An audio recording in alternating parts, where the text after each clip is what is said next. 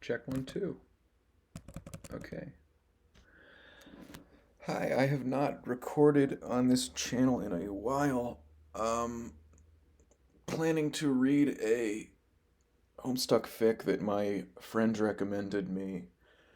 He is a storyteller, and this is what he says is, quote, my favorite book. My favorite book is a Homestuck fan fiction, and I can't tell anyone about it because it's a derivative work and it's so specific. Anyways, this is a Jade Cat fic, which is swords and sorcery based, like medieval fantasy, and it's 41 chapters. Part one of actually there's a sequel and a threequel. Uh, I don't know much about it. He's given me a brief synopsis. Um, it does say here explicit sexual content in the tags, which I don't know. Hopefully, we won't get to that in this. I'm gonna read like maybe I don't know how many chapters. Five seems like a good number to start. But the I don't know if we do get to just like me straight up reading sex scenes. Maybe I will not put this on YouTube, but I mean, nobody's going to like moderate or flag these videos, like ha ha ha. So right, there's, I guess it doesn't actually matter if um, King Misfit whipped out his hellacious cock. See, that can go on YouTube. So I don't know if entire like can whatever, we won't worry about it. The this the title is Cum Mortuis in Lingua Mortua, which is like Latin for with the dead in the language of the dead, um, or with the dead in a dead language, really. And this is a like I searched it up, and it's like an 1874 piano piece by this Russian composer Modest Mussorgsky, and it's supposed to describe like the first section is these empty catacombs, and the second section is someone entering the catacombs. Um, and the first section actually has like a different title for the you know which is the name of the second part of Catacombs. It's Sepulchrum Romanum, um, is part of the same piano piece. And it's like a 2 minute piano piece. It's nice. I listened to it while I was like watching a squirrel climb a tree in my front yard. Um, but like yeah, it's actually like it's pretty serene, sweltering piece of music. I don't listen to classical much, right? But it was all right. I guess it sets the tone if you want to take a listen to it. Um, I I feel like doing like so I don't know when the last time I read anything was. I want to look up what the word count of the epilogues was to compare it to what I'm about to get into. Like okay, can I get a word count on why don't I just search it on here? I'm not gonna search it on my phone. Word count. 190. Okay. Okay. So we're only talking half to two-thirds of that. Cool. 120 out of 190. Yeah, I can do this. This is doable. Whether or not I'm actually going to stick to it, we don't know. Can't tell you. You might have to be reading the rest of this on your own. But let's start it. Let's see what it's about. And yeah. Okay. The summary is you picked up a curse by the river, and now someone's got to deal with it. Grab your spell books and buckle your cuirasses, because things are going to get bumpy. Notes.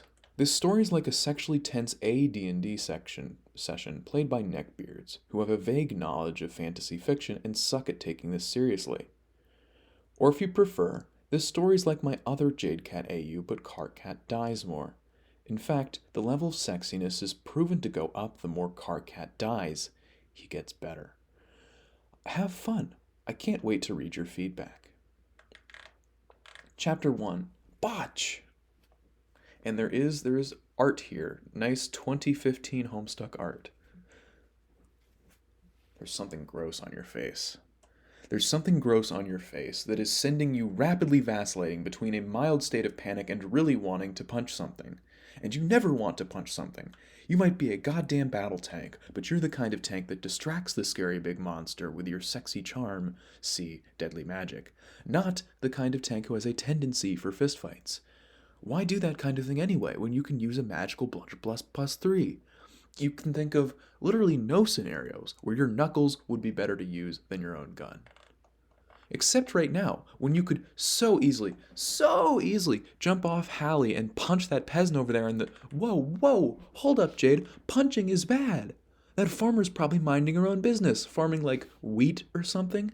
Or wait, since it's early spring, maybe she's plowing, preparing the fields.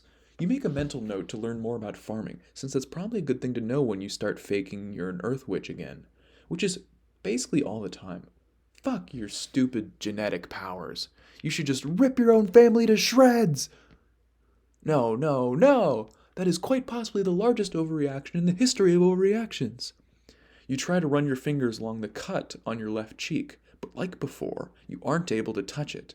Your hand basically hits a force field generated from the wound, and you can't press in any further than an inch above your skin. Whatever this thing is, it's powerful. Powerful enough to even stop a magically inclined host from examining it. So she's been cut with like a cursed weapon, and she can't even like put her hand on it. You have got to get to Roses and get this sorted out. Really soon, too. You wonder how many peasants you could take out in a fit of rage. Probably like 20 at least. You urge Hallie along the dusty stone path with your heels, being very careful not to kick too hard. The heck kind of curse is this? It is definitely the opposite of how you wanted your dungeoneering day trip to go down. Having to run out and escape halfway through the place really puts a damper on your adventuring spirit. What are you going to do with the picnic basket you packed for a nice afternoon lunch in this cursed abandoned temple of ancient horror terrors? Let me see if I can make this larger. No, it does not. Oh, okay, I can make this a bit larger. Silly question. The answer is, of course, punch the basket into oblivion! You turn around and with a fierce ferocity befitting your wolfkin, smack the picnic basket off of Hallie's rear. Sandwiches and strawberries fly in the air, and there's a moment of sinking regret as you watch the pretty birdseed smorgasbord Dave prepared for you scatter everywhere. Even though you don't really like birdseedish things and don't know why the hell Dave keeps packing you these, it still makes you sad as you watch the discarded picnic basket hit the cobbled road with a rattling thud. Okay, that was a terrible decision you just made. You should probably hurry it up. That picnic basket could have been a peasant's head. So she is subject to fits of rage now, and I guess it might be part of the curse, I suppose. You spur Hallie into a bouncy trot towards the town.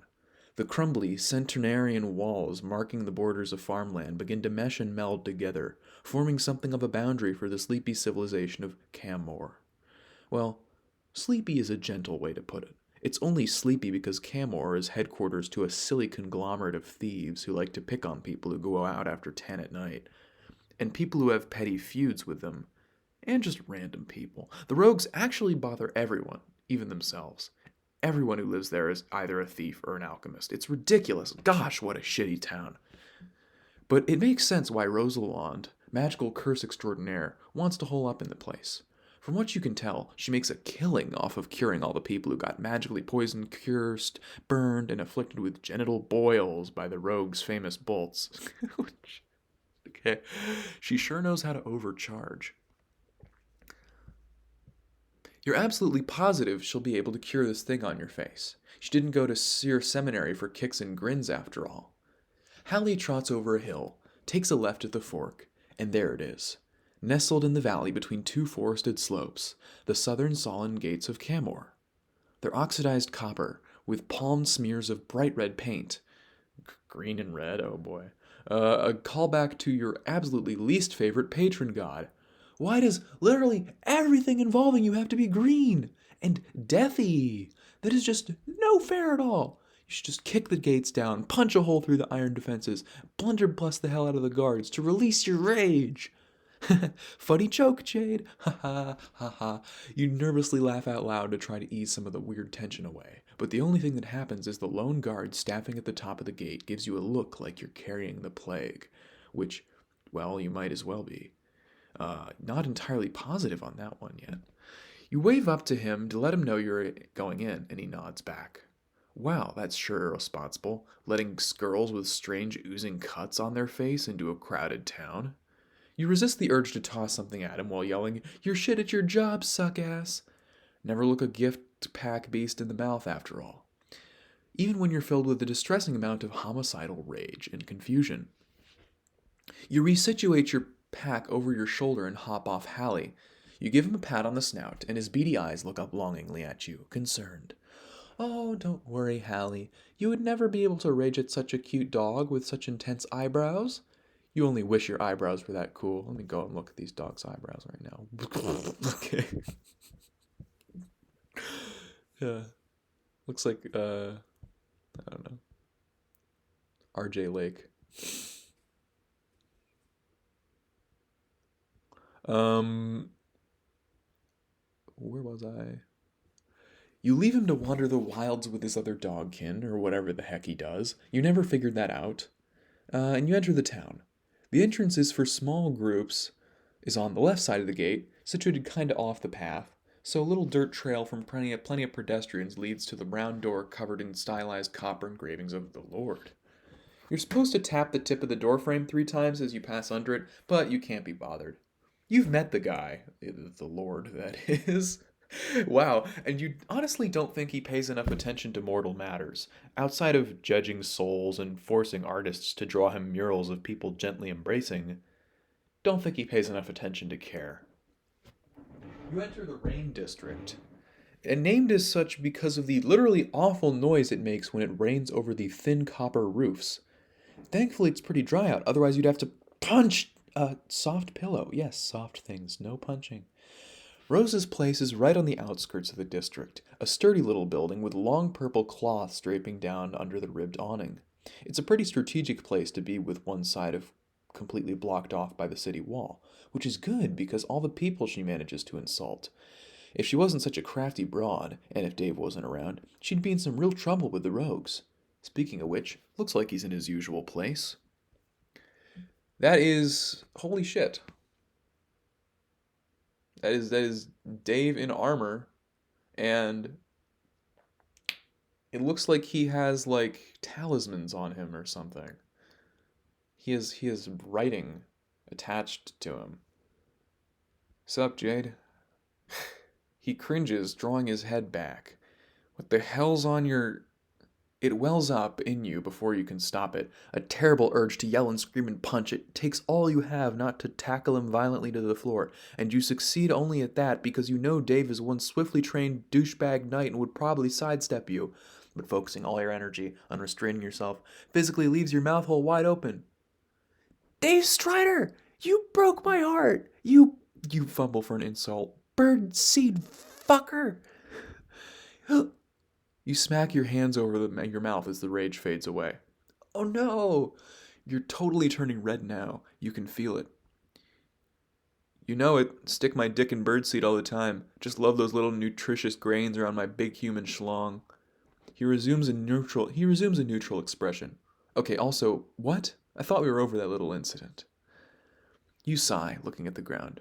Sorry, Dave. I didn't mean to say that. I think I got cursed with some kind of anger magic.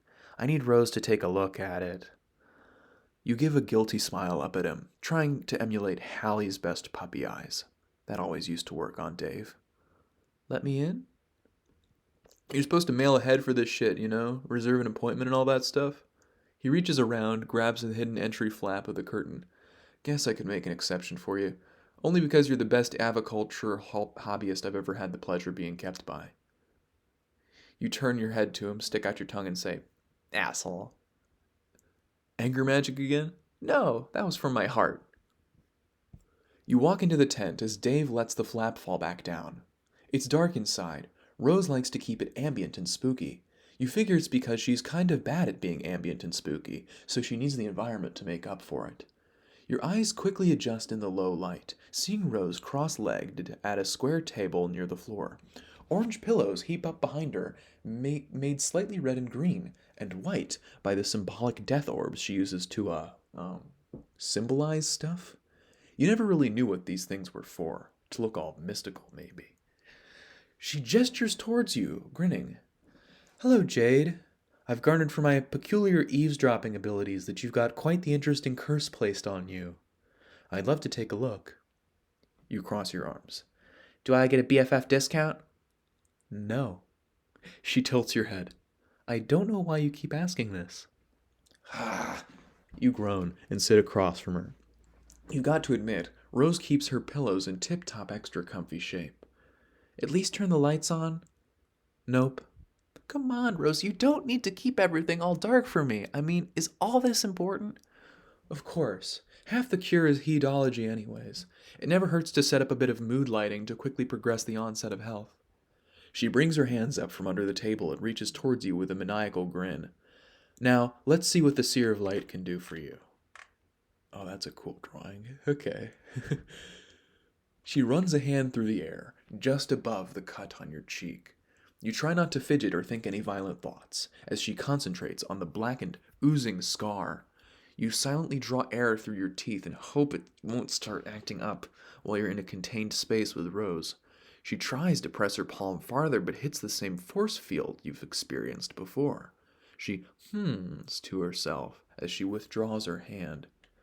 And where did you say you procured this magical scrape? You rub the back of your hand, looking anywhere but Rose. I didn't? She smiles, not like she's being kind or anything, but like she's beginning a card game with a bunch of people who suck at strategy. This wouldn't happen to be the abandoned temple dedicated to the eldritch gods that we've been worried about since children? The temple which would curse all who walked upon its grounds?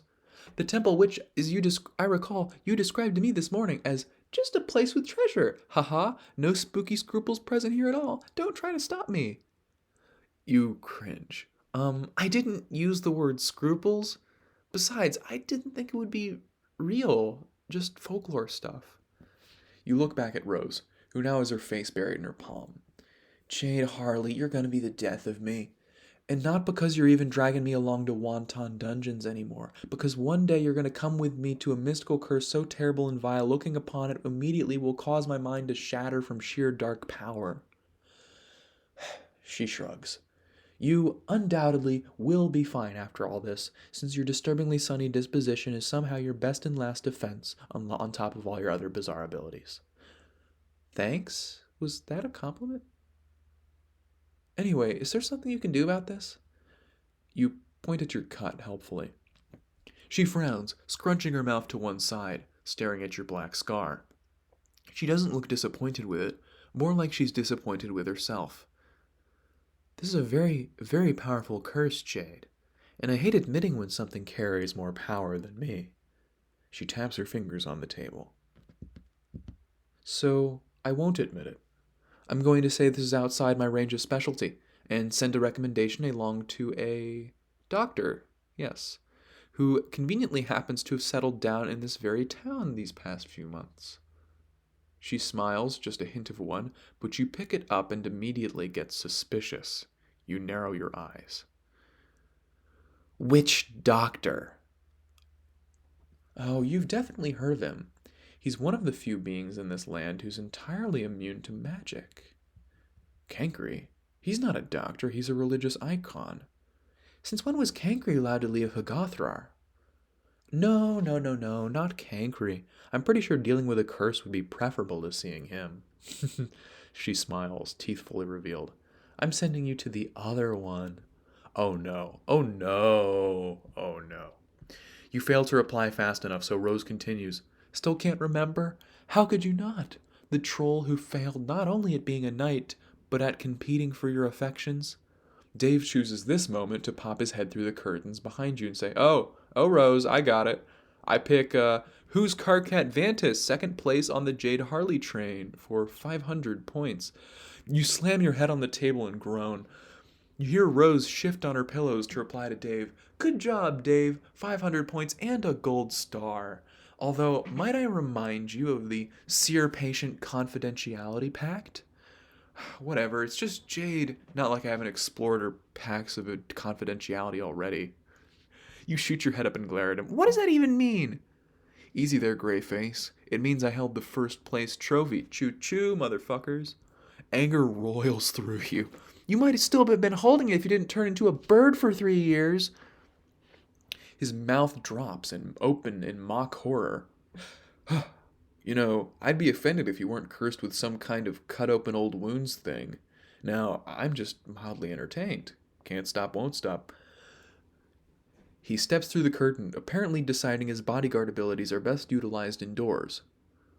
Why are you sending her to the fucking blood doctor, though? As hardcore as his name is, I wouldn't send my BFFC to a past pity crushie. You hate quadrants. You especially hate the heart one, the pity one. You don't want a prospective date to pity you. You just want them to have a big cock. Cool writing. Cool writing. Great. Fuck me.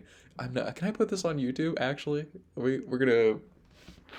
It's a slow burn, so maybe maybe I could put the first few chapters. This is stupid. Either attached or in a box, whatever. As long as the color is fun. Carcat probably had neither of those things. Or wait, maybe the fun color. Oh, and you prefer love as an emotion, that too. After after 1.5 million failed relationships and one night stands with trollkind, you're almost certain they're incapable of understanding the human mating ritual, no matter how many biology textbooks you show them. I'm sending her to Carcat due to my profound, educated, and indubitably correct opinion as a medical professional. The diagnosis is Jade is utterly fucked unless she finds someone that can easily touch the wound to work around the curse.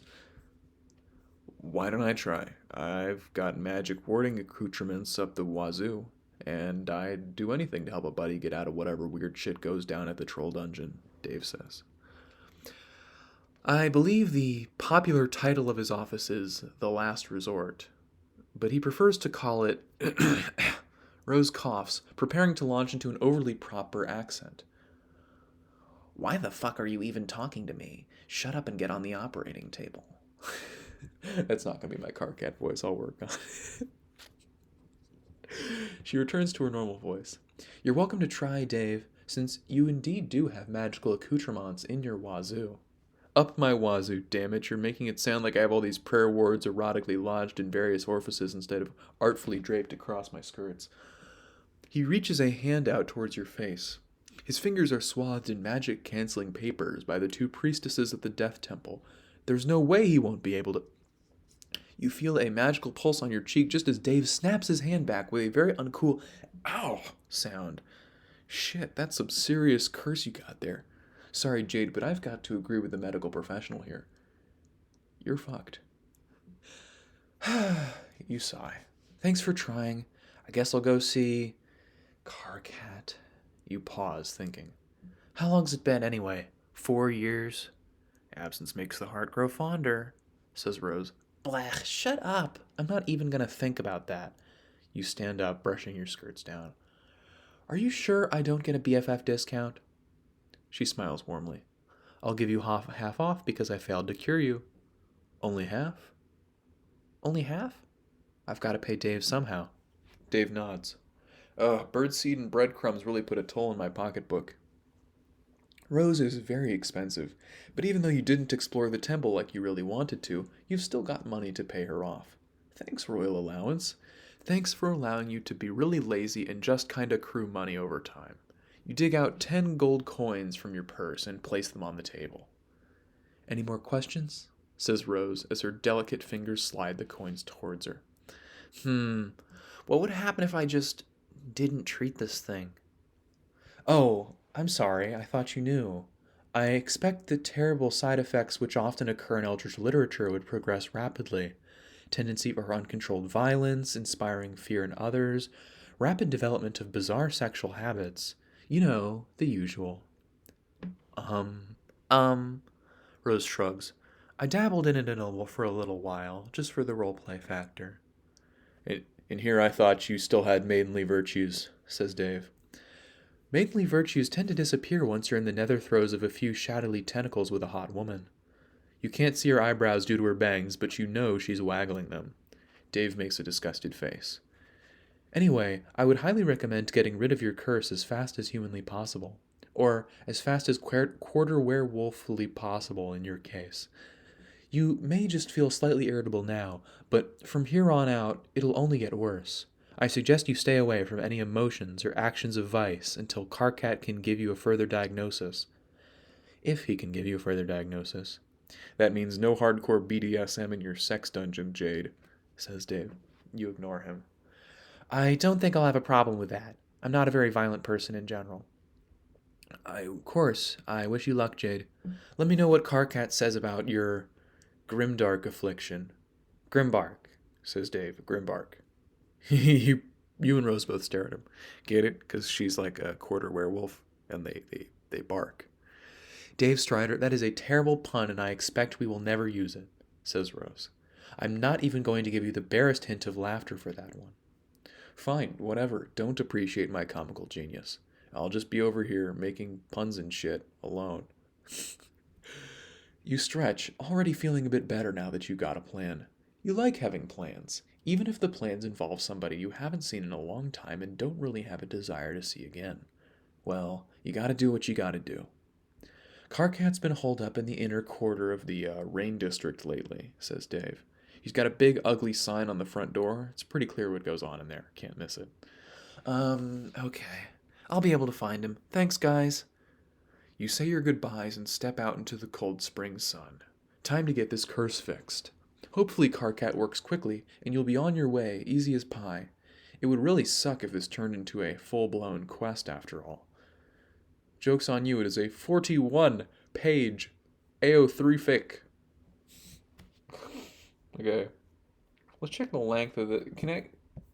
How long is this one? Oh shit, I'm gonna accidentally see art if I do that. I just wanna compare the sidebars. This sidebar is a little shorter. Okay, if there were word counts for the chapters, I'd be using that. Even though there's something wrong with me, that okay, so this one, this one, this one, is chapter 4. This one. Chapter 5 is shorter. Okay. I don't know if we'll do 5 chapters. I don't know if I got it in me right now. I kind of want lunch too. But anyways, yeah, we can just take it slow, whatever. 4, 4 would be good. Cuz then that's like 1/10 of the thing, right? That's like a cool number, 4. And if I'm not feeling it, 2, just 2. I can do 3. 3 is whack. Not doing it. Okay. The district is bustling, even in this chill afternoon. Spring has just started to make its way into this seaside continent, causing its peoples to shed at least one of their many fur coats. The smells of a fresh start and new life fill the air. Those are like your favorite smells. There isn't much to you like about the cloudy north, but relief after a long winter is incomparable to anything in this world. If you remember correctly, the inner quarter is the code name for the back alleys of the Rain District, where everything's cramped and the dark and weaving canals of the city aren't present. It's also a headquarters for a big chunk of rogues. You think the ones that frequent the inner quarter are called in the name of the rogue. Making Karkat's location a dangerous spot to be indeed. How does he get by without a bodyguard as an operating medical practitioner? Oh, wait. You guess he used to be your knight. He probably doesn't need one then. Although he was a really shitty knight most of the time. So, if this is like medieval times and Karkat's a knight, does that mean that Jade is royalty? I don't know. Or a noble, I guess. Um, you enter the green square to the inner quarter, with its many intricate copper cubbyholes which offer small offerings to the death gods. You only like one of the two death gods, but you're pretty sure everyone shares that point of view and just doesn't want to say anything bad about the Lord. You do note his side has a way cheap you do note his side has way cheaper offerings than the other. As you wander through the claustrophobic alleyways, you realize you never learned why Karkat stopped being a knight. He was assigned to guard you for empiric training purposes, since you were already developing battle witch and could protect yourself if he failed. And he failed a lot. Gosh, just thinking about that makes you mad. You've never met someone who was so poor at defense. It's not like he didn't have the technique right, it's just one hit and he'd be toast. I want some toast, man. Fuck. I didn't eat breakfast, man. He told you it was because of his unique blood color, and because he's completely immune to the vast amount of medical procedures known, which made him extra cautious. Which made sense, but still. He could have worn armor or something. Look up glass cannon in the library glossary, and there would be a picture of Karkat's mugshot mid-yell. You wonder if he got a bad hit or something. Although you're absolutely sure that the Alternian Earth and Empire Knight Coalition wouldn't give him up that easily. Even if he did have a mortal wound. At the very least, they could have made him a palace guard. Wouldn't that be funny? Karkat Vantus, at the whims of a very bored John Egbert. Okay, so John does apparently have a palace. You stifle a giggle as you wander down a narrow, damp alleyway. Green buildings with thin balconies tower above you so it blocks out all but a little of sliver of the sunlight. Is it around here? You haven't seen any kind of distinctive sign. Maybe you should ask someone. You remember when Karkat actually started getting good at fighting, for one brief, awesome moment. Some chump tried to kill you one evening while you were barely awake enough to grab your blunderbuss before Karkat weaved around the guy and scythed him in the leg. It was super rad. You've never seen anybody dance like that, not even Dave, who prefers to fight with fake outs and flash steps. Of course, the heads pulled him to go fight in the Juggalo conflicts as soon as he started developing a backbone and totally vanished from your thoughts. How the heck did he become some kind of weird doctor? That is certainly an unexpected plot twist. You pass a building with cheap white paper windows, with a large logo carved on the door. It's a stylized cut, dripping blood and signed with blackness from manually burning the design into the wood. It takes up almost the whole door. Well, that certainly is distinctive. You take a deep breath, put your hand on the door, and push. His office is small and cluttered, with books and stained rags covering the floor, the only clean surface being the traditional stone operating table in the center. Maybe clean is the wrong word for it. There are so many stains on that thing in bright red and a few other low blood colors it makes your stomach queasy. Good doctors and other magical medical practitioners so rarely stain their operating tables, looking at this sets off alarm bells in your head. He's leaning against the only bookcase in the room, thumbing angrily through something in Alternian. Yo. He's got like a... Is that a robe? I don't know how you describe that garment, but it's cool. Damn. Got like this... Is that a cuirass? I like this anyways. He looks like he grew into himself. He's at least your height now, maybe a little taller. He's got an air of something that he didn't have before. Confidence? A slightly straightened posture. It's hard to tell. He didn't notice you come in. You close the door, fold your arms, and say, "Hi, Karkat." He shuts the book with a slam that makes you jump, and then yells, "Why are you even fucking talking to me? Shut up and get on the..." He stops as he looks up at you. His face gets notably softer, though he's still on the far end of the angry scale. "Oh, Jade Harley, how long's it been?" His voice is way less accented with his native Alternian flair. You guess he might have been living in Earthen territory for quite some time now. He still kind of purrs his R's a bit, making him sound like a wannabe thug. Purrs his R's? I don't know how I'm gonna do that. We're not doing that. 4 or 5 years, maybe? The volume returns with a force. Not long enough, human. I was enjoying my. That sucked, dude. I'm so fucking. Not long enough, human. I was enjoying my quiet here without your nagging voice and resurrection tendencies. I wasn't even thinking about you during all these long, golden, happy years. And it was incredibly fucking pleasant. Ugh, you can feel all the memories of this headaches this troll's given you flood back into your head all at once. Fuck it. You should totally risk Grimbarkness. It's not even worth this. He keeps talking. How's Dave, by the way? Still capturing your totally inferior attentions? You groan.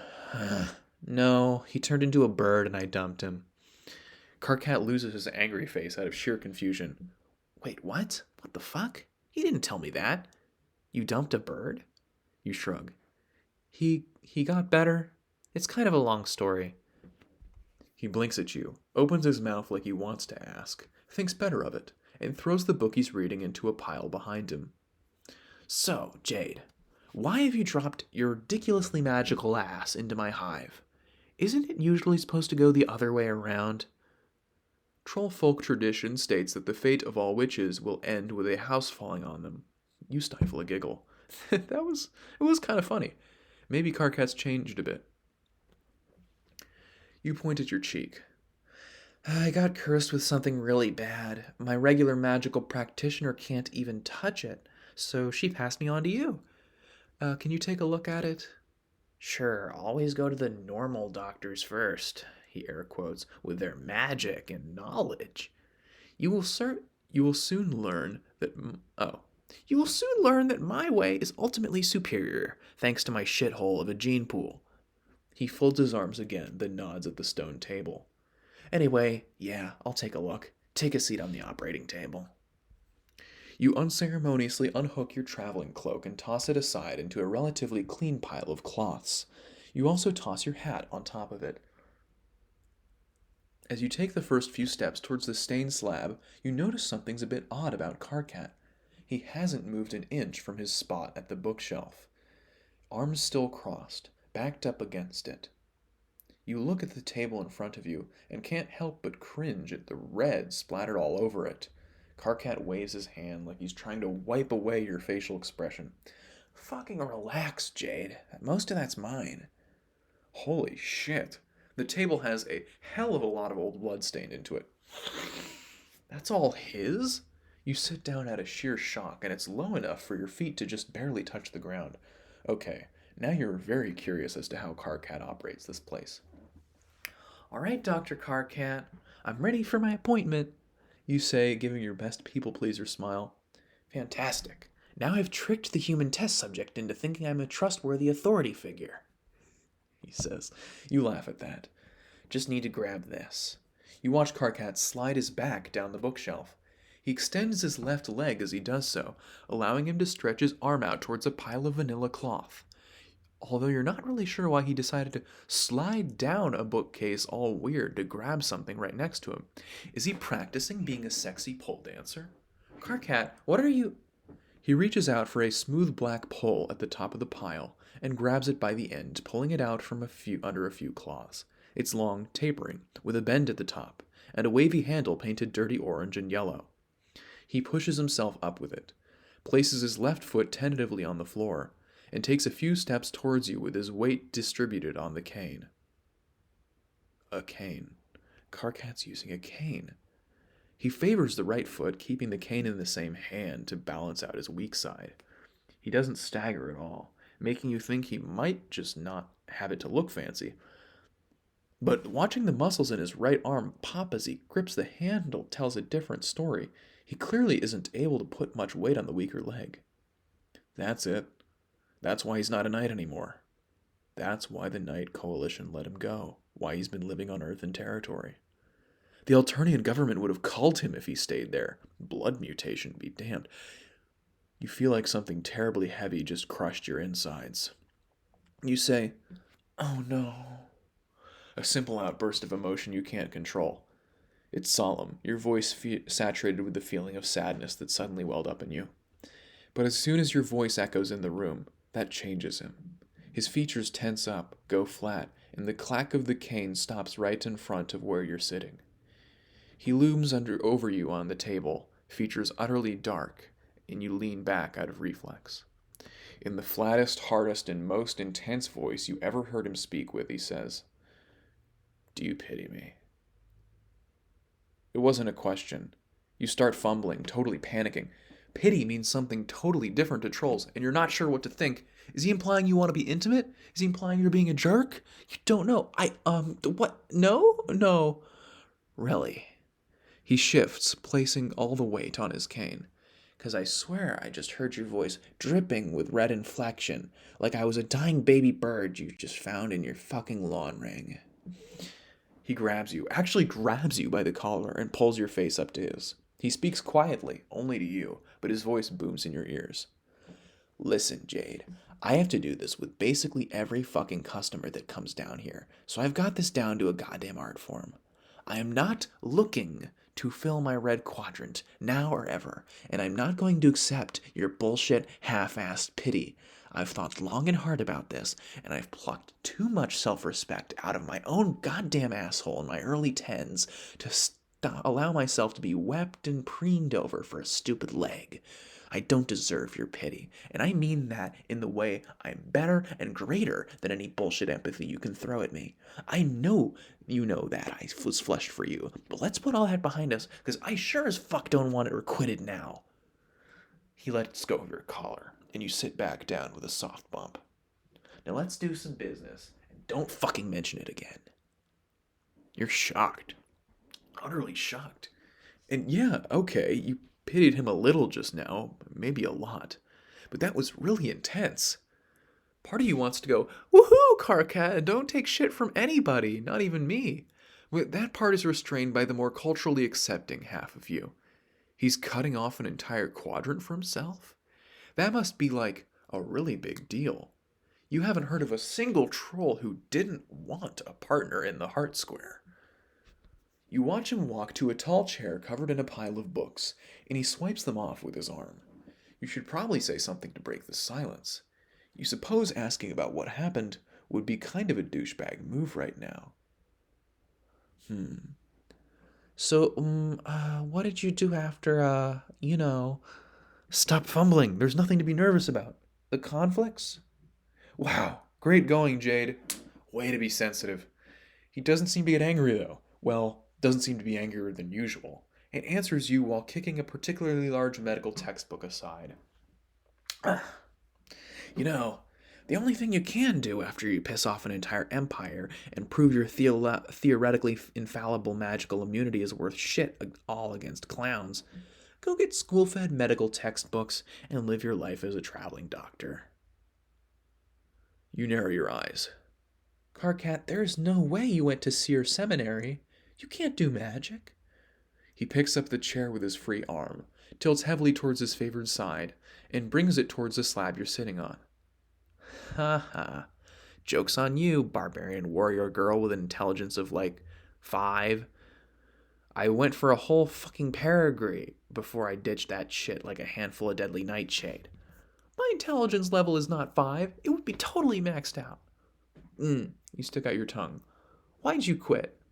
Oh, I don't know, because I'm immune to any practiced divination, clearly not fit for a cooperative environment, and everyone there sucked ass. He sets the chair down in front of you, then leans his cane against the side. I took the expensive as hell textbooks with me, though, and they didn't notice for a while. Nobody's come after you for that? I mean, you live in a town filled with assassins now. He swings around from the side to hop on the chair, becoming eye level with you. Already had 4 attempts in the meager time I've been living in this shithole. Only one was for the textbooks. The other 3 had reasons like, you can't just scream at people on the street like that, or why aren't you wearing any armor? Do you want to die? Some weak slime nae-beast shit. You scoot your knees to the side so you can get in closer to have a look at your cheek. You killed them? No, I gave them a hug, a pap on the face, and a fucking lollipop. Of course I killed them. He unhooks the clasp from the metal under the metal panel on his right leather bracer, then peels it off. He drops it on the floor. Not some kind of a huge bulge fuck, though. I dropped them off at the temple. Death is an easy fucking fix, Jade. You should know that. Okay, so we're in a like a so it's not it's a D&D. I don't know what that means, but like it's a sword and sorcery. It's a D&D style game, right? And you can die as long as someone brings you back to the temple. They will bring you back to life. Um, well, you do know death is an easy fucking fix, apparently, but you would never call it easy with two priestesses. Those three rogues are probably working off their debt with games of chess and sexual favors. Ugh. Oh, so you have debt when you are brought back to life. Cool. He reaches his hand out to take your face in his palm. He avoids touching the scar, choosing to gently push your head so he can take a look at it. He leans in, pressing his knees into your thighs, and his hands are all calloused against your face. Wow, this is way more of a physical examination than you're used to. Usually doctors just kind of wave their hands and suddenly know what's wrong with you. Karkat's inspection makes the back of your head tingle. Yeah, okay. Definitely evil. Getting a lot of evil vibes from this, he says into your face. Gosh, he's loud. That's it? I could have told you that. And it makes you all gray when you get loud. Excellent. He backs off, and suddenly you feel much calmer. Oh, her skin is turning gray, okay. Yeah, I remember how it is in the comic. Anyways, or maybe it's just me. Whatever. Take off your gander lenses. No way! I'll be blind without them. Who is the medical professional in this room? Your framed spectacles are getting in the way of treatment. You decide it's best not to argue, but only because you might possibly turn into a deadly she-beast if you do.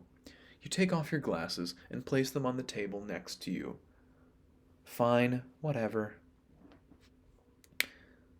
You're incredibly far-sighted, so Karkat just looks like a big fluffy rain cloud up close. Far-sighted? Who the fuck is far-sighted? Okay. He places his thumb at the top of your cut. This might hurt a bit. I honestly have no idea what the fuck will happen. As vast as my knowledge of curses is, I'm pretty much stumbling around like a blind troll in the dark. He pauses. One that doesn't use a scent to navigate anyway. Here goes. We'll go to 4 chapters. We'll do 4. Hopefully the lunch will be ready. Bye.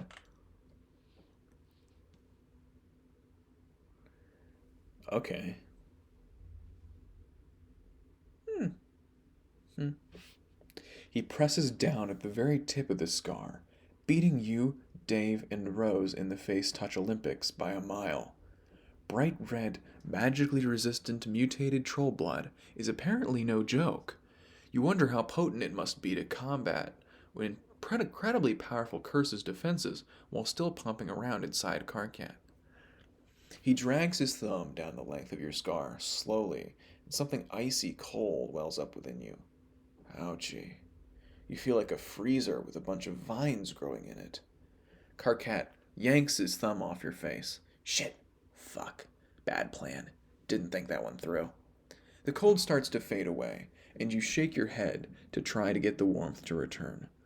Bah, that felt all gross and cold. Don't do that.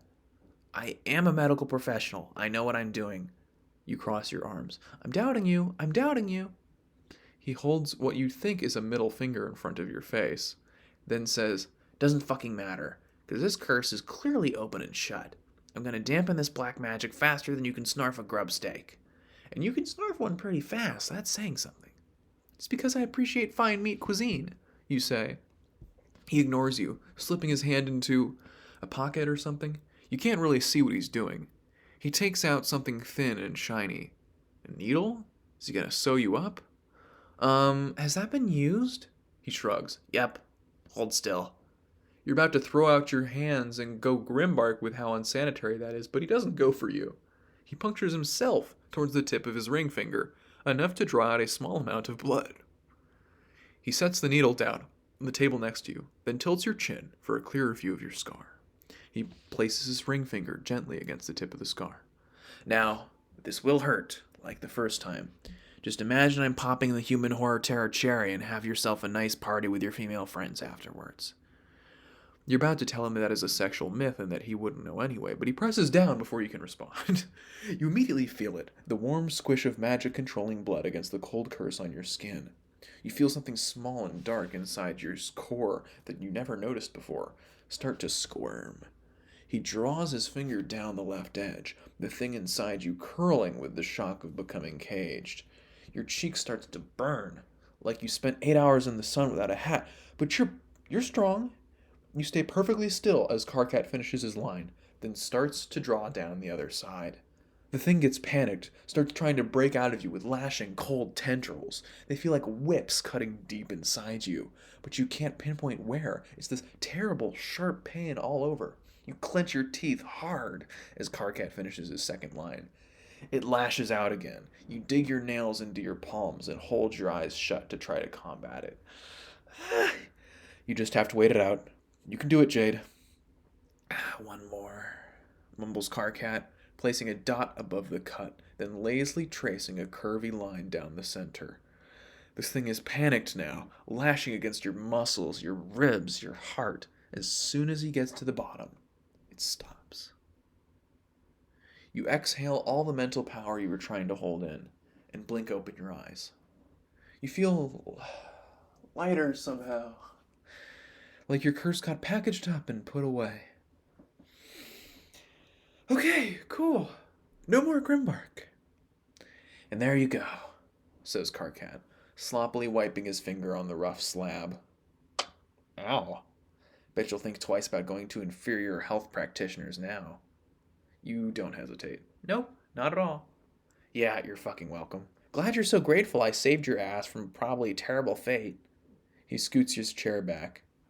You pap your hand around on the table for glasses, find them, and put them on the bridge of your nose. Ah, so much clearer. Okay, you're right. Thank you. How much do I owe you?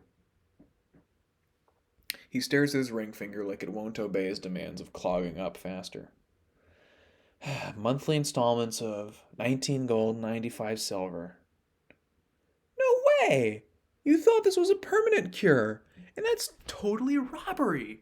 What? What did you expect? Something permanent? Yeah, I haven't taken enough art classes for that miracle.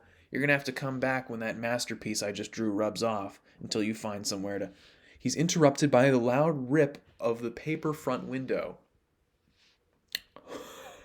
It's an assassin. Holy shit. That pose is ridiculous. I like the fit. Anyways, he's up on his feet, sword arm reaching for his back behind his back for a sickle before you can even react. He blocks a crossbow bolt midair with his bracer just as you start to grab your blunderbuss +3.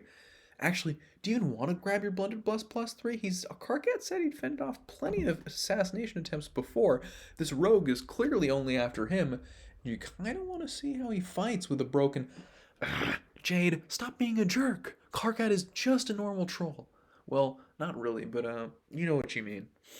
He swings his sickle up to block a needle while grabbing his cane. He uses it as a fulcrum to quickly lever the chair towards the rogue as she lands in the room. She strolls to the side to dodge, but he's already recovered and moving towards her with the sickle at the ready. He shifts, pivots on his cane, strikes out at her backhanded. She squeals in surprise and blocks him with the butt of her crossbow, which is sliced off and falls into the clutter on the floor. He brings the sickle back down handle first, whacking her in the head, and she clutches her nose in pain as she raises her crossbow in a pitiful attempt to fire again. He's fast. Not fast like long-distance sprinting fast, but like he knows exactly where he's going to end up and doesn't question it for a second. Other people, including you, tend to think about what they're going to do before they do it, but not Karkat. He's clearly only existing in the present. Every past and future iteration of him can deal with the consequences later. When you knew him, Karkat Vantis flailed and fought like a kid with nothing to lose. Now he fights like he's got somewhere to be, and that somewhere is embedded in his opponent's forehead. She tries to back out the window, but she's not going to make it. Karkat is way too good. She gives one final, desperate pull of her crossbow. Karkat raises an arm to block it, and... wrong arm. Fuck! He screams violently as a bolt embeds itself into his bracerless forearm. Fuck me! Seriously, fuck me! The rogue stands up as Karkat starts having a mild panic attack, wipes the green blood away from her nose, looks at Karkat, and says, That was for rejecting my pan of brownies when we were 7 sweeps. She nods at you, gives a salute, and hops back out the window. You watch her go. Um, so is this Nepeta?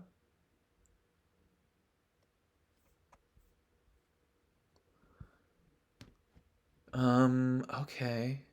You alright, Carcat? He stops screaming, takes 2 deep breaths that sound like he's hyperventilating into a paper bag, and stands up. He clutches his chest. Yeah, I'm good. Totally peachy keen! I can't believe you rejected a pan of brownies. You huff off the table and walk over to him.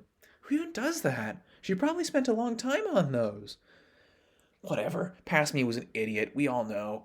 He waves his arm at you, little droplets of blood flying around the room. Am I supposed to pull this out?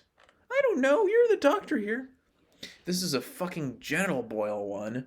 He looks at his impaled arm like it's something gross he doesn't want to eat at the dinner table. I'm gonna find Nepeta Lay John and laugh in her face for trying to curse my sex life. The first reason being that I don't have one. The second reason being I don't get cursed, you insensitive ass. Who the fuck doesn't know? His pupils swell like black pools. Doesn't know. In one violent motion, he plucks the bolt from his arm. It makes a sweat noise as he plops it out, a big drop of blood popping out after it. Fuck, he breathes. Fuck, I think that was poisoned. Oh shit, you say. You hurry over to him. You don't know much about poisons, but you sure know a lot about plants. What'd you get hit with? Who's the fucking doctor in this room, Jade? He points a finger at you, wobbles on his cane. I'm supposed to be asking you the questions. He stumbles, falls against you shoulder first, and you catch him. He's surprisingly heavy. You're expecting him to be entirely composed of fatty tissue, but you guess that doesn't make sense because he was a knight with a lot of bicep. As you support him with your arms bent, your superior quarter werewolf senses catch a whiff of the poison lingering on his wound. Well, that's definitely Nightshade. Carcat, no good way to put this. You're going to die. Damn it, what? He feebly tries to clutch at your arms, but all he manages to do is poke you with his sharp nails. Ah, Jade, fuck, you have to not have me play fucking chess for my soul. I am so fucking done with chess. Please bring me back any other way, just not chess. Oh, I just realized Carcat is totally allowed to die multiple times in this comic. Oh, that's silly. You wouldn't be the one playing chess anyways. Besides, I can just... His eyes roll to the side, trying to focus on you. No, I know what you're going to say, and I platonically hate it already. Promise you won't do any of that weird soul trap body corpse thing that you do. But it's so... No! He rasps out. His leg gives out and you fully take on his weight. You slide him slowly to the ground, flipping him around so you can see his face. Promise me. She a necromancer? You groan. Fine, I promise. Jeez. And if you fuck it up, tell my landlord this place is worth at least $250? Maybe like $240 with a broken window. I don't care what that shithole says. What kind of last words are those? You say, but he's not there to hear you anymore. Cool. His eyes immediately go glassy white, a perk that trolls have when they die that you've never figured out the evolutionary purpose of. But you have figured out why trolls don't shit themselves when they die, and because trolls have evolved in a way that makes pissing off their predators more important than relaxing their muscles. Things tend not to eat at you when you're filled with icky stuff. Yummy. He's got this stupid death face, too. You're pretty sure he'd be cross-eyed if he had pupils. That's so silly. You should fix it. Wait, no. Carcat made you promise you wouldn't do that. You can't. Although, you believe his words were, don't do the soul trap body corpse thing, and not don't do the soul insert body corpse thing. Those are two very different things. Besides, he is assuming an awful lot asking him to resurrect him in an inconvenient way, and you won't do it for very long. You need to get him off your lap anyway. And you kind of want to see how he drives. You can't help your scientific curiosity. You take a quick look towards is that OBS? That's Steam. What the fuck do you want, dude? Shut up. All right. We still going? Yes, we're about an hour in. Cool.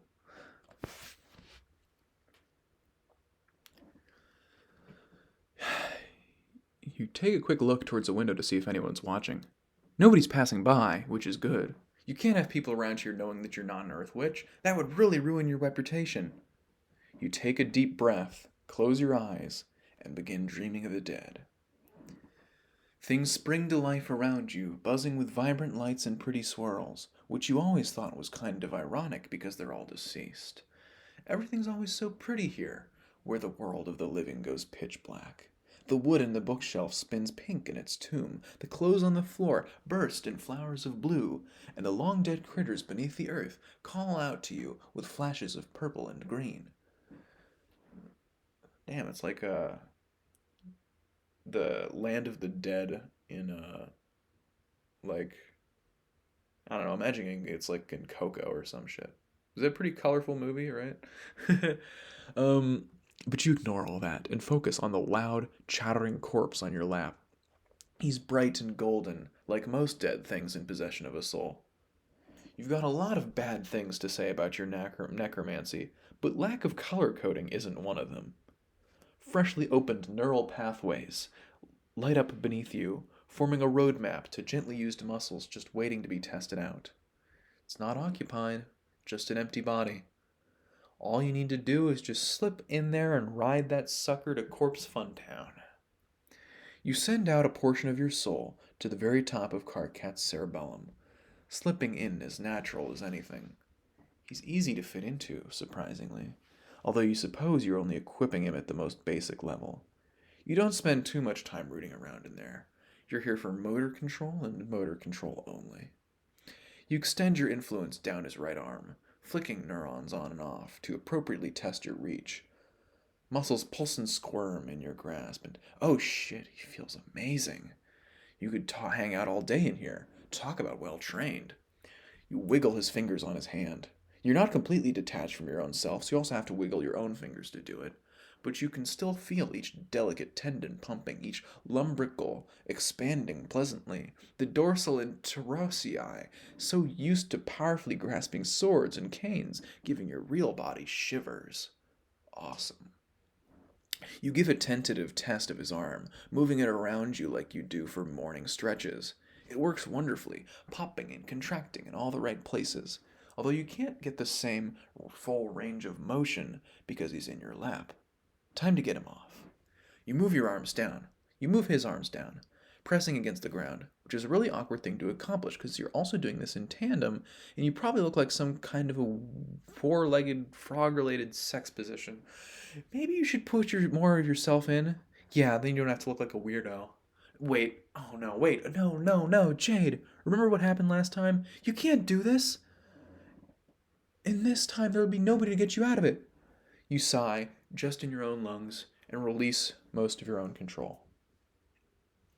Karkat's arms give out without life supporting them, and he lands sloppily back in your lap. As you glide back up his hands, making your exit, you make a pit stop in the muscles of his face. You pause on the eyelids, shutting them in a brief motion you barely have to think about. In one swift whoosh of soul, you return to your own body. You open your eyes, and things go back to a less bright world. Well, it's not like you couldn't have just picked him up anyway. It would have been more fun the way you wanted to move him, but you really do need to tone it down a notch. Show some restraint, Jade. You roll him off your lap, and he hits the ground with a limp thud. You stand up, brush down your skirts. Then, why does it always say plural? I don't know. I guess because it's like, maybe it's like layered. And pick him up torso first. He's heavy, but it's no problem if you throw him over your shoulder. It's not like people are going to stare, since this place sees so many dead bodies, it's a wonder how they function. Okay, so 4 options. 1, you ignore Karkat and just wrangle his soul back into his corpse. What's so bad about living in a dead body for a while? Karkat's a butt for not allowing you to do that. 2, you use your really expensive resurrection spell. Big no on that. You're not super motivated to get Karkat back that fast. 3, you go directly to the 2 death gods. No, also not motivated enough. 4, you play a shitty game with the death priestesses and hope you win, or Karkat's fucked. Well, that's the best of 4 evils, so. As an afterthought, you pick up his cane to carry with you. He'll probably need it when you get his soul back from the priestesses. You wonder what game it'll be this time. You hope it's not chess. Oh, is it Aradia and Damara? Hi, Jade, says Aradia. Long time no see. You wave at the trio with the hand holding Karkat's cane, trying not to shift his body off your shoulders. That would be bad if you just threw him down on the dingy wooden floor. Things might get jumbled. The other 2 wave back, although Jake doesn't seem enthusiastic about it. Why is it Aradia, Damara, and Jake, who is a hope player and doesn't really have to do with death thematically? He's not one of the priestesses, is he? No. He's Jade's cousin who happens to be here, I suppose. The other 2 wave back, although Jake doesn't seem enthusiastic about it. Rude! How long has it been since he's seen his favorite cousin? Too long to be grumpy, anyway. Damara points at you, then says in a terrible accented common, "What's on your face?" Oh, long story, but it involves the guy I so casually tossed over my shoulder. Anyway, I would really appreciate it if you guys would play a game with me so I could win his soul back. Aradia claps her hands in delight. Wonderful! Let's play chess! All 3 of them say in unison, even Jake. The betrayal. It stings. No! You say, we're not playing chess for someone's soul again. I'm so done with chess. Not even double chess? No, Aradia. Not even double chess. Anything else? Badminton? No. Twister, says Damara. No. Marksmanship? Says Jake. No. Wait. That one sounds good. Why'd you suggest a shooting contest when you're totally gonna lose? You giggle after that line, making sure he knows you're joking around. He pushes up his glasses in a bad attempt at being cool. Not anymore, cousin. Dear Auntie has been forcing me to take lessons with a few dapper members of the Rogues. I don't mean to toot my own horn, but I've got quite the pistol repertoire at the moment.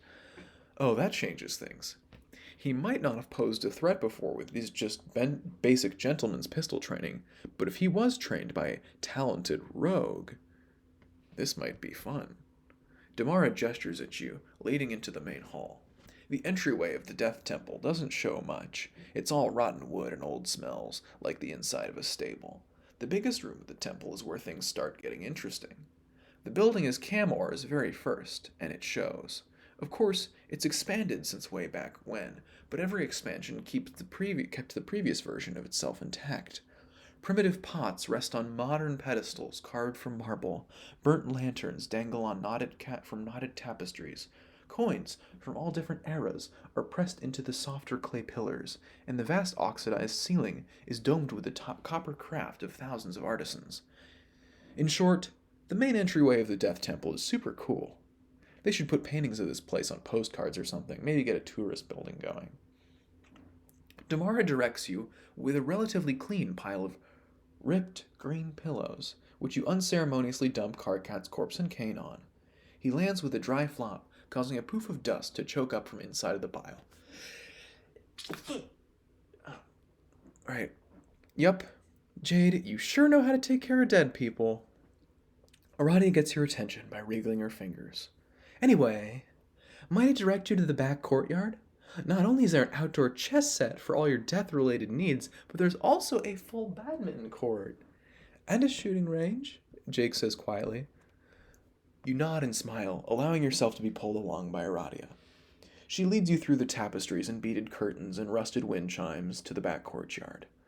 It's rectangular and long, surrounded by the same green walls as the rest of the temple, and has the haphazard appearance to match.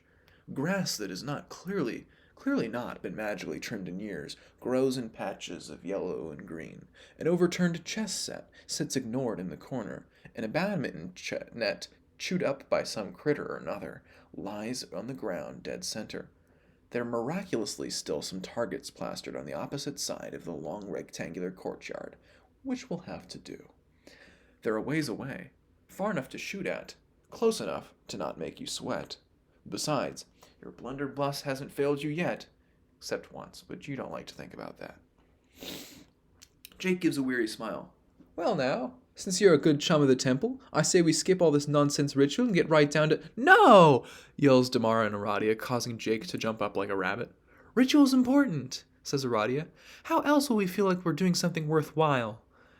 Isn't, says Jake, rubbing the back of his head, isn't resurrecting people worthwhile, no matter how you look at it? Aradia sighs over-dramatically. Damara clutches her heart in mock pain in the background. I guess we could do the short one today, says Aradia. Just for you, Jade. You and Jake both smile in relief. Ritual pregame, halftime, and postgame is way too much to handle for rounds of chess or whatever. You're here to get in, shoot up some shit, win Karkat's soul back, and get out. How about a good game of 3 out of 3? Asks Jake. Sounds good. It'll be quick. You say. Damara raises her hands to capture the audience's attention. The audience. Anyways, I will do opening prayer. She begins to speak in Alternian, and her accent is a little weird, so you have to try hard to understand it.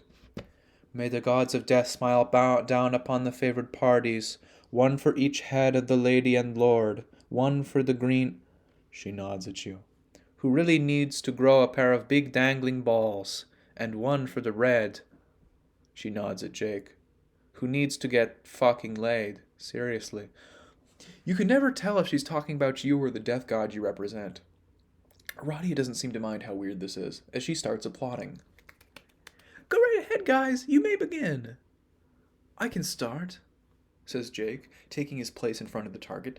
He aligns himself in the traditional noble's dueling position, one hand behind his back while the other wields his pistol. You guess the rogues haven't trained him out of that habit yet. He squints one eye and sticks his tongue out to aim, then fires with a resonant bang. Wow, says Damara. You always far off? I hate to be man or woman who sleeps with you. He was pretty far off center. The hole in the bullet's left is in the furthest ring possible, way over on the right. Well, at least it'll make things easier. Jake points at Damara, completely frustrated. Shut your blabbering pie-hole! It is your fault anyway. How my fault that Jake cannot keep it together inside of me? She waggles her eyebrows. Jake clutches his head and groans like he's about to explode from pressure buildup. For the last time, he glares at Damara, I'm not interested in necrophilia. That's just uncouth. Streams of white light crackle around his hands, siphoning outwards into Damara's torso. Her eyelids droop, her body sags, and Aradia catches her as Jake removes his control over her soul. Huh. He's gotten better since you've last seen him. He could barely keep Damara's soul trapped for 5 seconds, much less 15 minutes. Now it looks like the only thing holding him back from keeping her in their body for a few hours is pure anger at having to deal with her. You don't blame him. I guess so. Jake is keeping Damara's soul in her body. You immediately notice the change in his disposition. He stands up straighter, more confident, and the corners of his mouth turn up into a dopey half-smile. Yes, that's the stuff. I feel much better without having to keep that loose lass down to earth. I would imagine, you say. Why do you guys still keep her around anyway? Aradia drags Damara's corpse to an unoccupied part of the lawn. Tradition. She's been harassing shrine maidens and bachelors for generations. Jake nods solemnly. It builds character. That's, probably true, actually. Anywho, Jade, I say you step up to the plate and give it a go. You grin, then take your usual firing position. It's nothing fancy. You pretty much just bunker down and aim however you please, but it works like a charm. The butt of your blunderbuss fits snugly into your arm, the wood is smooth against your palms, and the trigger just buzzes with energy, crying to be released. You line up with the same target Jake used. Breathe in and fire. The larger bullet plows right through the center, leaving a hole the size of an apple. It's a bit more to the left than you're happy with, but at least a win is a win. Jake crosses his arms. You get this round for free, Jade. I'll show you a real contest in the next bout. You're on! You back off as Jake takes position again, aiming for the next target. He does look a lot more professional this time, like he knows he's going to hit it and wants to show off how cool he is. He takes aim, shuts one eye, and fires. Bam! A direct hit, he says, pumping his fists. Looks like this battle's going to be a full 3-rounder, Jade. That was a rather perfect shot, I should say. It is pretty good. One shot, straight in the middle of the target. Jake wasn't just bragging. There's only one way to beat him in this round now, and you're pretty sure you can do it. I'll try anyway, you say, stepping into position. All you need is a little extra time. You can do this. Just line it up with your target, look down the flared barrel, and give yourself a few more breaths. Breathe in and fire. The resounding echo of the target shattering against the dirty courtyard walls tells you all you need to know about who won the round. Holy guzzballs, says Jake. You just blunderbust that target into oblivion. Aw, Jade, now we have to get a new target, says Aradia. You know our budget is low this year. Don't worry about it, you say, slinging your blunderbuss in your holster under your cape. I'll just remake it really quick. You ignore Jake's protests that he's the man of the temple and therefore it's his job, and close your eyes. The world lights up, the courtyard walls begin to buzz with olive green, the dead grass starts to flicker in the slight breeze, and Damar's corpse flares in the dark like it's practically begging for you to possess it. But you ignore all that and focus on the pieces of old dried out wood scattered on the end of the lawn. It's so easy to just stretch out your hands, give a fraction of your fingers away to each little shard, and just kind of wriggle them like this. Everything shoots together like a well-made puzzle, and you open your eyes to see your handiwork. Perfect. Dang nabbit, you got better at this than I. I guess being a free-spirited adventurer has its perks over being some nobody temple boy. You pat Jake's shoulder. It's okay. It's not your fault. It's my mom's for assigning you here. If she had been my aunt or your mom, if she had been my aunt and your mom, I'd definitely be where you are right now. You'd probably be even better at all this necromancy stuff than I am if you got to adventure all the time. I mean, I'm not even that good at it. I go out of control on the regular. Jake thinks about this. Come on, Jay, don't be so hard on yourself. The bird incident was an accident. She shot a bird, I suppose? I'll go get your friend's soul back now. Oh, right, you were here for Carcat. Wow, he really owes you one for getting his life back. Maybe he should give you like 3 months of blood supply for free. But wait, that won't work. You can't do ice magic to keep it cold and usable. How can you go look for a cure if you're tied down to Carcat and Cammore? Aradia leads the both of you back to in the side, where Carcat's corpse lays undisturbed in a grody pile of pillows. Aradia, can I do the short player this time? Says Jake. Of course, you have my permission. Jake sighs in relief, then claps his hands in front of him, standing directly over a face-up Carcat. You watch Jake concentrate on something in the distance. Hard, and a white disc acting as a halo pops up behind him.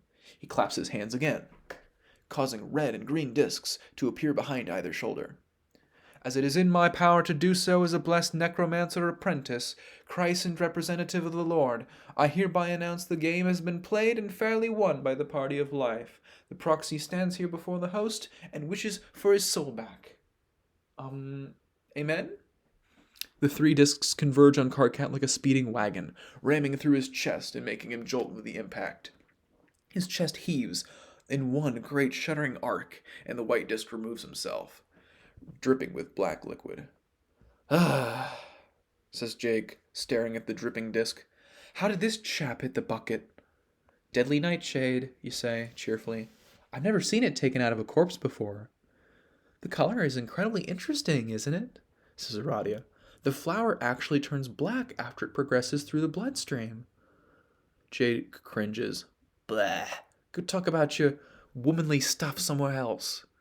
Before you and Aradia can smartmouth him, Karkat sits up at neck-snapping velocity, bellowing at his usual volume. Make sure to put out fresh fucking milk for the cats, none of that cheap shit! Oh, uh, okay. Totally missed that I died there. Fuck. He looks around, his very much alive eyes flickering between you, Jake, and Aradia. How long was I out? Days? Weeks? Like, half an hour, you say. I'm efficient. Yeah, whatever you say. Ow! He looks down at the crossbow bolt wound on his arm, fresh blood beginning to bubble up again. What kind of phony hacks are you, Fox? I'm supposed to be cured of anything that has sent my soul to the snaking pile of feces that is the afterlife. You cross your arms and lean over him. Stop insulting them. You didn't die from the crossbow, you died from the poison, which is totally gone from your system. Who's to say I didn't die from the rapid-firing arrow slinger? I could have a very important artery there. You wouldn't... He's interrupted by a slight cough from Aradia. She holds out her hand politely. 5 gold. You glare at Karkat. He sighs, reaches into his pocket, and deposits the coins into her hand. Okay, that's where I'll end the recording for now. That was fun. I'm glad I got to see Aradia. Anyway, thanks for watching. There may be more.